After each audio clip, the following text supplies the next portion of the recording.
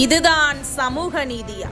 திருவாரூர் திமுக வேட்பாளர் அண்ணன் மகனின் வன்கொடுமை அட்டூழியம் அம்பலமாகும் அதிர்ச்சி பின்னணி. தற்போது திருவாரூர் சட்டமன்ற தொகுதியில் திமுக சார்பில் போட்டியிடும் வேட்பாளர் பூண்டி கலைவாணனின் அரசியல் அதிகாரமும் அவரது குடும்ப பின்னணியும் அந்த தொகுதி மக்களிடையே, குறிப்பாக ஒடுக்கப்பட்ட பட்டியலின மக்களிடையே மிகப்பெரிய அச்சத்தையும் தார்மீக கேள்வியையும் எழுப்பியுள்ளது.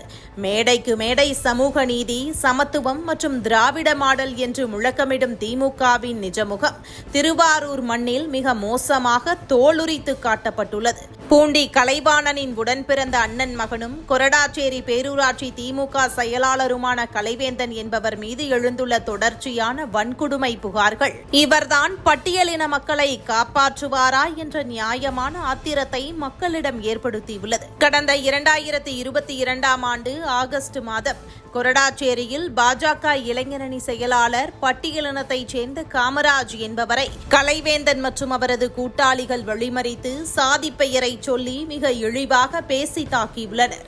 காரில் கடத்திச் சென்று கொலை மிரட்டல் விடுத்ததில் படுகாயமடைந்த காமராஜ் திருவாரூர் அரசு மருத்துவக் கல்லூரியில் அனுமதிக்கப்பட்டார்.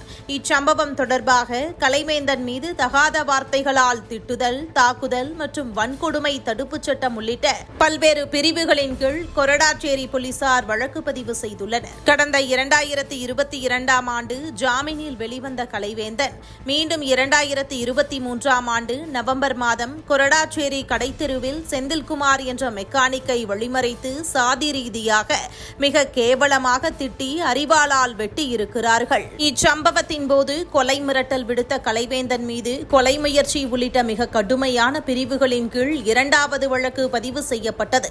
ஒருபுறம் ஒடுக்கப்பட்ட மக்களின் காவலனாக தன்னை காட்டிக்கொள்ளும் திமுக தலைமை, மறுபுறம் அதே ஒடுக்கப்பட்ட மக்களை ஜாதி பெயரை சொல்லி இழிவுபடுத்தி அரிவாளால் வெட்டி கொலை மிரட்டல் விடுக்கும் தனது கட்சி நிர்வாகியை நீக்காமல் தழுவிச் செல்வதுதான் திராவிட மாடல் சமூக நீதியா?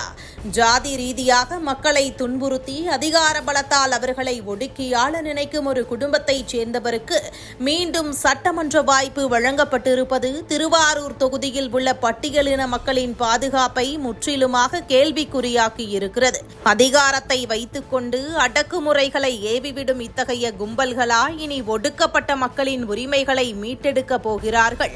வன்முறைக்கும் ஜாதிய வன்மத்திற்கும் துணை போகும் இத்தகைய வேட்பாளர் தேர்வின் மூலம் திமுகவின் போலி சமூக நீதி அம்பலமாகியுள்ளது. திமுகவுக்கு திருவாரூர் தொகுதி மக்கள் இந்த தேர்தலில் தகுந்த பாடம் புகட்டுவது உறுதி.